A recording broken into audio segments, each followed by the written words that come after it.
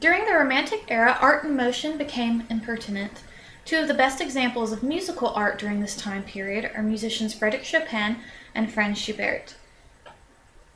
The Romantic era began in the late 1800s and ended in the early 1900s. Chopin and Schubert experienced pain and woe interpreted in their songs, which offered expression that made the Romantic period thrive. They started basing their music on emotions rather than trying to quickly make a piece to meet a deadline like they did in the classical era. Franz Schubert was considered the last classical musician and the first Romantic musician. Therefore, he was the bridge between the two eras. His music often reflected poetry in its midst and also contained dark and mystical elements throughout the pieces. A lot of his inspiration comes from Ludwig van Beethoven and Mozart. This quote from Schubert himself reflects the inspiration he gained from Mozart. "O Mozart, immortal Mozart, what numberless consoling images of a better, brighter world have you engraved upon our souls." However deep his inspiration from Mozart was, Schubert was also a deep devotee to Beethoven and even requested to be buried at his side when he died. Also, his music contains similar, very dark tones like Beethoven's music carries. Franz Schubert was born in Austria in 1797 and grew to only be 31 years old, though through his short life he wrote at least 1,500 songs. He could play the organ, violin, and could also sing, causing him to be a very versatile musician. And he was considered a music genius under Antonio Salieri's tutelage. In 1815, Schubert first put poetry to music when he wrote the German Lied, which was a very prolific piece and caused his popularity to slightly increase in the Romantic era.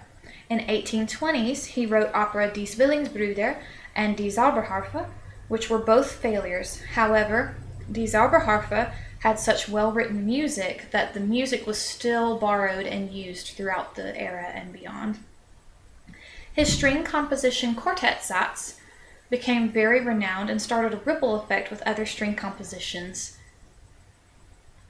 Gesang der Geister über den Wassern was written based on a poem by the poet Goethe in this Romantic era.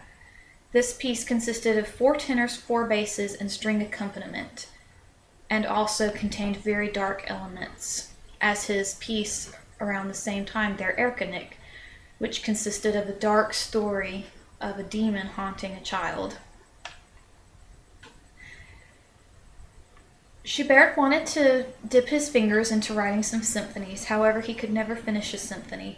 His most popular or famous symphony is the 8th Symphony. Schubert was diagnosed with syphilis in 1822, however this did not slow his writing. If anything, his compositions grew more frequent and more in power. During his first year that he was diagnosed with syphilis, he wrote Piano Sonata A minor and 2 operas. Also, during his health deterioration, he gained a following called the Schubertiads. This was like a group of groupies or a huge fan club devoted only to Schubert. They would follow him to every single performance that he would do throughout Europe. Winterreise was one of Schubert's first pieces before his death, and this piece is very significant because it holds the pain and suffering and woe that he experienced while he was facing his deathbed. Schubert died in 1828 after he wrote Symphony No. 9, which was never heard until after his demise. Frédéric Chopin was popular in the Romantic era due to his complexity and very challenging pieces for the keyboard and the piano. His instrument of choice was mostly piano, whereas the instrument was everything to him, and he found previously undreamt levels of sobriety and expression within its keys. This was a quote taken from a writing of Chopin that Classical Net had found.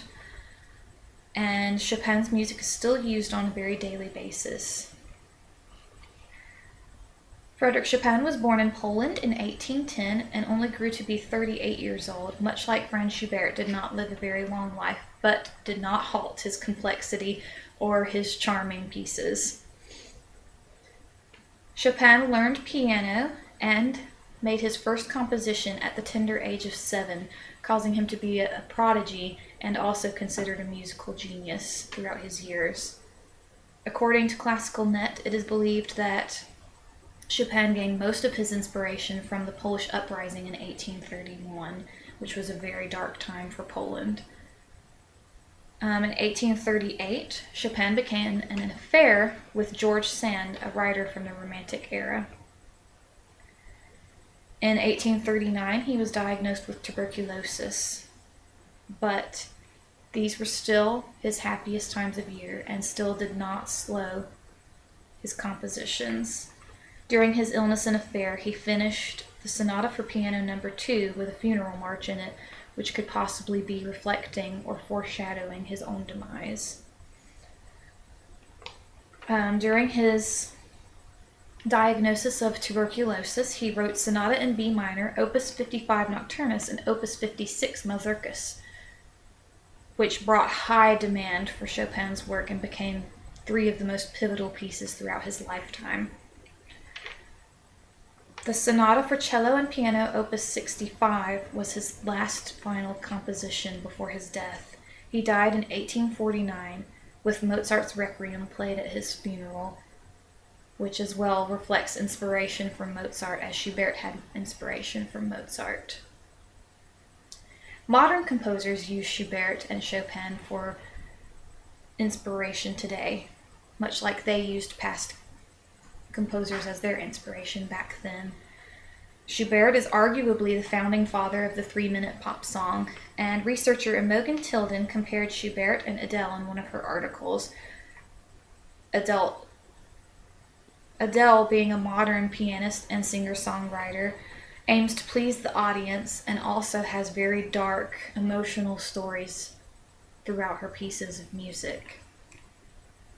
Chopin, while he did not arguably invent the 3-minute pop song, he is still very popular throughout this day, and his works are often reimagined in different styles. Artist Chad Lawson has a goal of reimagining almost every Chopin piece with the piano, and he also wants to improv as well with beats and even techno rhythms. Chopin and Schubert had recognition while they were alive, however Chopin's was more great. Both of them gained even more recognition after their deaths, and they are both highly responsible for the transformation of classical to Romanticism.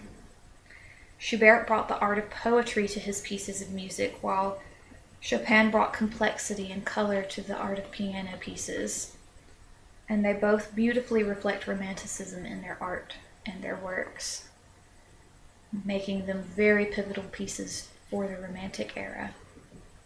Thank you.